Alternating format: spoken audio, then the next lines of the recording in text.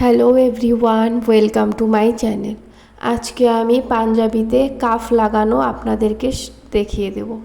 তাহলে ভিডিওটি শুরু করা যাক। আমি এখানে বক্রম কেটে লাগিয়ে নিয়েছি আয়রনের সাহায্যে। বক্রমের চওড়া নিয়েছি 1 ইঞ্চি আর লম্বাটি নিয়েছি 8 ইঞ্চি। আপনারা যতটা আপনাদের কাফের প্রয়োজন হবে এরকমভাবে মেপে আপনাদের মাপ মতো আপনারা নিয়ে নেবেন। আর এখানে কাপড়টি যে নিয়েছি সেটি 2 ইঞ্চি নিয়েছি চওড়া, আর লম্বা নিয়েছি এখানে 9 ইঞ্চি। এখন এটার আরেকটি কাপড়ের প্রয়োজন হবে।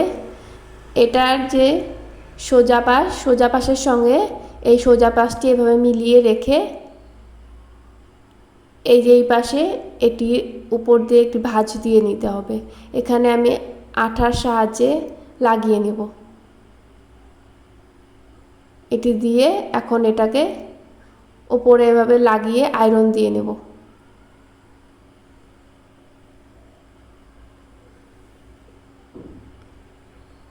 এটার উপরে এটা এভাবে বসিয়ে এখন এই যে বক্রমের গা ঘেঁষে এভাবে পুরোটাতে সেলাই দিয়ে নেব।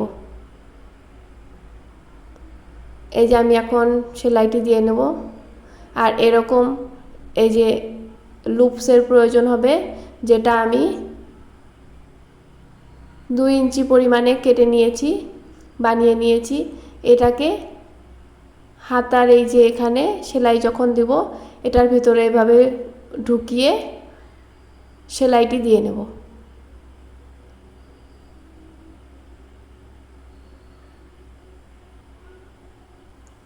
এভাবে দিয়ে এখান থেকে শুরু করব।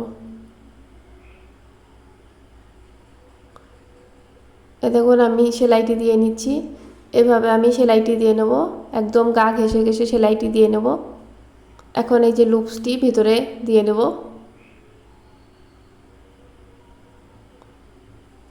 এই যে লুপসটি ভিতরে দিয়ে তার উপর দিয়ে আরেকটি সেলাই দিয়ে দেব। এখন এই যে সাইডে কাপড়টি আমি কেটে নেব।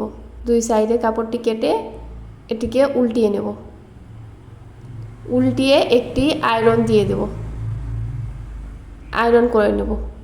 এই দেখুন আয়রন করে আমি দুটো হাতার জন্যই কেটে নিয়েছি। এবার আমি এটা হাতাতে লাগিয়ে নেব। হাতার যে সামনের অংশ, যে আপনাদের যে সামনের পার্ট থাকবে সেই সামনের পার্টটিতে ভালো মতো দেখে তারপরে এখানে কেটে নিতে হবে। এই সামনের দিকে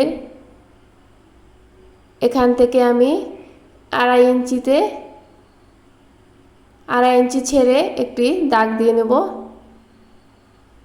আর লম্বা এখানে 4.5 ইঞ্চি আমি রাখবো। আপনারা 4 ইঞ্চিও রাখতে পারেন, 5 ইঞ্চিও রাখতে পারেন। এভাবে রেখে একটি লম্বা একটি দাগ দিয়ে নেব। এখন এই দাগটিতে আমি কেটে নেব। দাগ বরাবর আমি এটাকে কেটে নেব। এই যে কেটে নিয়েছি। আর এখন এটার পট্টি লাগবে একটি। পট্টিটির আমি লম্বা নিয়েছি 5.5 ইঞ্চি আর চওড়াটি নিয়েছি 2 ইঞ্চি। আর এটার 3 দিকে আমি একটি ভাঁজ দিয়ে সেলাই দিয়ে নিয়েছি। এখন এটাতে আমি লাগিয়ে আপনাদেরকে দেখাবো। আর এই যে ফাড়াটি আমি দিয়েছি এখানে 4.5 ইঞ্চি, হাতাতে যে ফাড়াটি দিয়েছি এখানেও ঠিক সেই রকমই ফাড়া আমি দিয়ে নিয়েছি। এখন এটার উপরে এটি রেখে এদিক থেকে সেলাই দিয়ে এভাবে সেলাই করে নিতে হবে। এই দেখুন মেশিনে আমি সেলাই করে আপনাদেরকে দেখাচ্ছি। এই যেভাবে সেলাইটি দিয়ে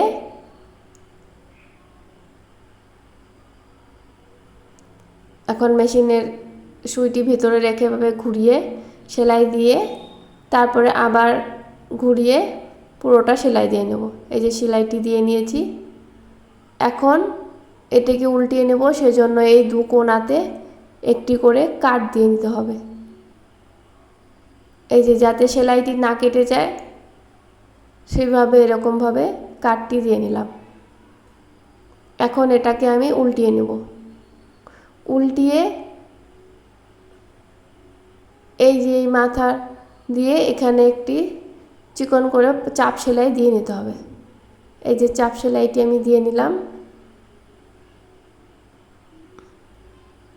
এই যে দেখুন আমি চাপ সেলাইটি দিয়ে এখন আরেকটি সেলাই, এই যে এখানে আরেকটি সেলাই দিয়ে নেব। আপনারা এখানে হেম সেলাইও দিয়ে নিতে পারেন বা মেশিন সেলাইও দিয়ে নিতে পারেন। এখানে আমি মেশিন সেলাই দিয়ে নিলাম।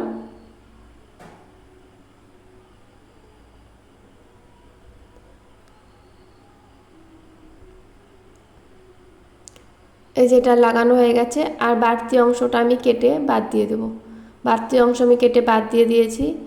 এখন যে হাতার যে উল্টো পাশে আমি বক্রম ছাড়া যে পার্টটি আছে সেটাতে এভাবে রেখে একটি সেলাই দিয়ে নেব। আস্তে আস্তে আপনারা সেলাই দেবেন। এই যে সেলাই দিয়ে এখানে একটি আমি প্লেট বসিয়ে দেব। হাতা ছেলেদের শার্টের হাতাতে যেরকম ছোট ছোট প্লেট থাকে সেরকম ছোট ছোট দুটো প্লেট বসে এখানে একটি প্লেট বসালাম, আর এখানে যে জয়েন্টটি আছে জয়েন্টের এখানে আরেকটি প্লেট বসিয়ে দিলাম। বসিয়ে এখন এটা পুরোটা সেলাই দিয়ে দেবো। এই যে হয়ে গেছে।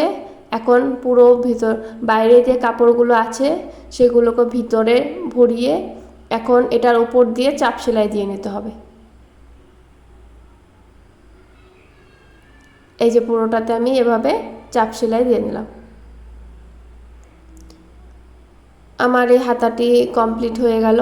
আপনাদের যদি ভালো লেগে থাকে আমার চ্যানেলটিকে সাবস্ক্রাইব করবেন, আর পুরো ভিডিও দেখার জন্য অসংখ্য ধন্যবাদ।